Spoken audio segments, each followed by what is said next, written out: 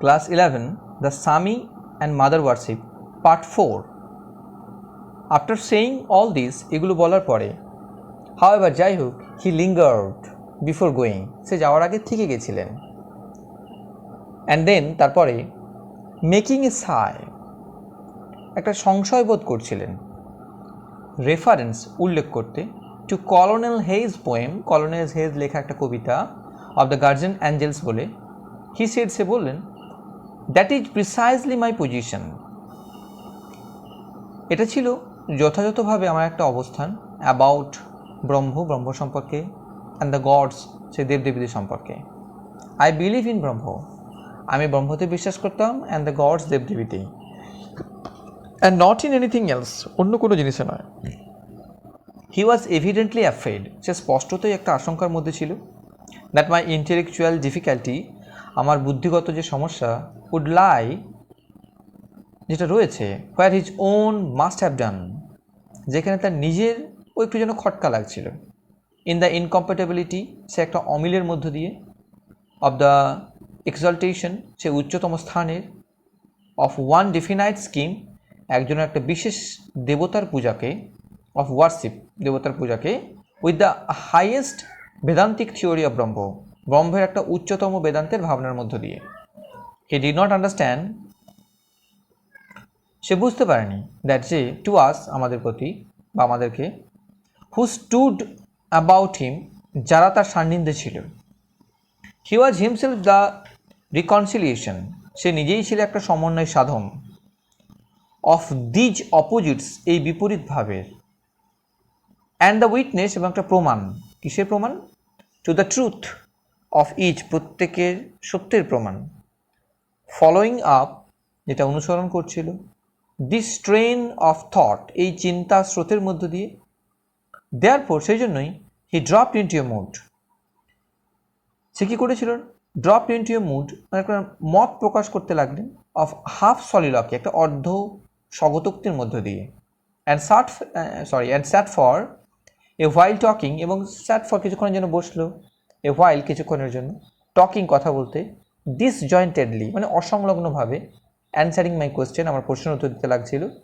Trying, চেষ্টা করছিল, to make himself clear, বিষয়টিকে নিজের কাছে আরও ক্লিয়ার করে বোঝাতে চেয়েছিল, ইয়েট অলওয়েজ হাফ অ্যাবজর্ব, কিন্তু তবুও সবসময় একটা অন্য মনস্ক থাকতো, ইন সামথিং, কোনো কিছু জিনিসে, উইদিন, নিজের মধ্যেই, অ্যাজ ইফ, যেন, held by some spell he could not break, যেন সে কোনো একটা মোহবশে আবিষ্ট হয়ে রয়েছে, যেখান থেকে সে কুড নট বি ব্রেক, মানে বেরিয়ে আসতে পারছে না।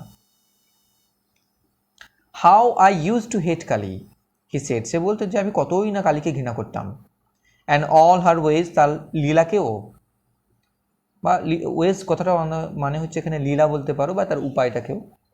That was the ground of my 6 years fight, এটাই ছিল আমার 6 বছরের লড়াইয়ের একটা গ্রাউন্ড, মানে মূল ভিত্তি।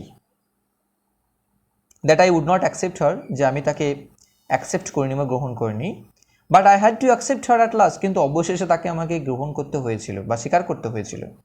Ramakrishna Paramahansa dedicated me to her, Ramakrishna Paramahansa উৎসর্গ করেছিলেন আমাকে তার প্রতি, অ্যান্ড নাও আই বিলিভ, এখন আমি বিশ্বাস করি, দ্যাট যে she guides me in every little things I do, সে আমাকে প্রত্যেকটা ছোট্ট জিনিসের মধ্যে আমাকে গাইড করে, যেটা আমি করি, and does with me what's he will, এবং তিনি যেটা চান সেটা তিনি আমাকে দিয়ে করান। ইয়েট, তবু, আই ফট সো লং, আমি এতদিন ধরে লড়াই করেছিলাম, আই লাভড হিম, আমি তাকে ভালোবেসেছি, ইউ সি, তোমরা জানো, and that was what help me, এবং এটাই যেটা আমাকে আটকে রেখেছিল। I saw his marvellous purity, আমি দেখেছিলাম তার একটা অদ্ভুত একটা পিউরিটি, মানে কি, একটা পবিত্রতা।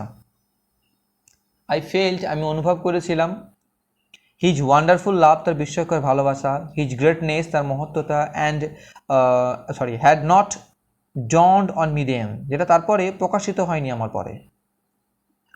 অল দ্যাট কেম আফটারওয়ার্ডস, এই সব কিছু যেসব পরে ঘটেছিল, when I had given in, যখন আমি এটাকে, আমি গিভ ইন মানে হাত স্বীকার করা, এখানে গিভেন ইন মানে আত্মসমর্পণ করা, মানে যখন আমি আত্মসমর্পণ করেছিলাম। অ্যাট দ্যাট টাইম, ওই সময়, আই থট হিম, আমি তাকে ভেবেছিলাম, এ ব্রেন সিক বেবি, একটা ব্রেন সিক মানে কি, একটা মস্তিষ্ক বিকৃত একটা শিশু হিসাবে, অলওয়েজ সিইং ভিশন, যে কী সব যেন দর্শন করছিলেন, অ্যান্ড দ্য রেস্ট, এই সমস্ত কিছু। আই হেটেড ইট, আমি এটা খুব ঘৃণা করতাম। And then I too had to accept her, তারপর আমাকেও এটাকে মানতে হয়েছিল। নো, না, the thing that made me do it, যে কারণে আমাকে এমন করতে বাধ্য করেছিল, ইজ এ সিক্রেট, একটা গোপন রহস্য, that will die with me, যেটা আমাকে অবলম্বন করেছিল বা আমাকে কেন্দ্রীভূত করেছিল। আই হ্যাড গ্রেট মিসফরচুন, আমার খুব দুঃসময় একটা ছিল অ্যাট দ্যাট টাইম, ওই সময়ে। ইট ওয়াজ অ্যান অপরচুনিটি, এটা ছিল একটা সুযোগ। She made a slave of me, সে আমাকে একটা গোলাম করে রেখেছিলেন। Those were the very words, এই সব কথাগুলি হলো এ স্লেভ অফ ইউ, তুমি গোলাম হতে চাও,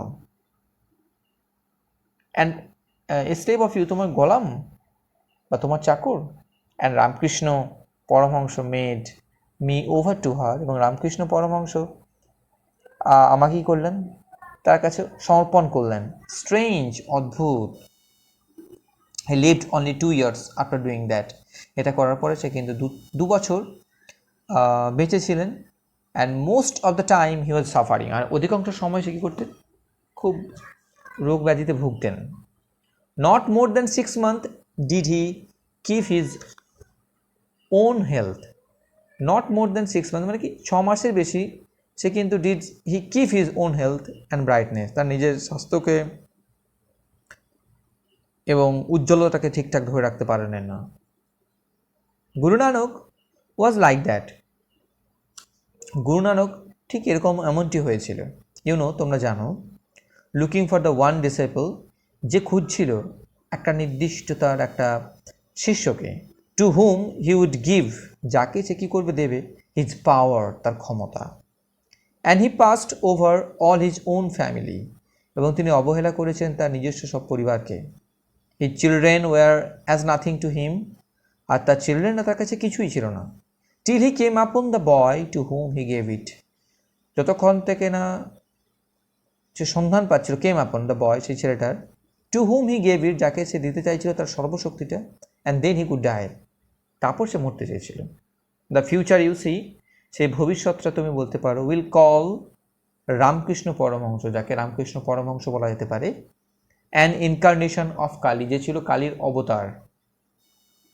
ইয়েস, হ্যাঁ, I think, that's no doubt, এখানে কোনো সন্দেহ নেই। দ্যাট সি ওয়ার্কড আপ, সে গড়ে তুলেছিলেন দ্য বডি অফ রামকৃষ্ণ, সে রামকৃষ্ণ দেহটাকে, ফর হার ওন এন্ডস, তার নিজের উদ্দেশ্যে সাধিত করার জন্য। ওকে, নেক্সট পার্টের ভিডিওর জন্য অপেক্ষায় থাকবে।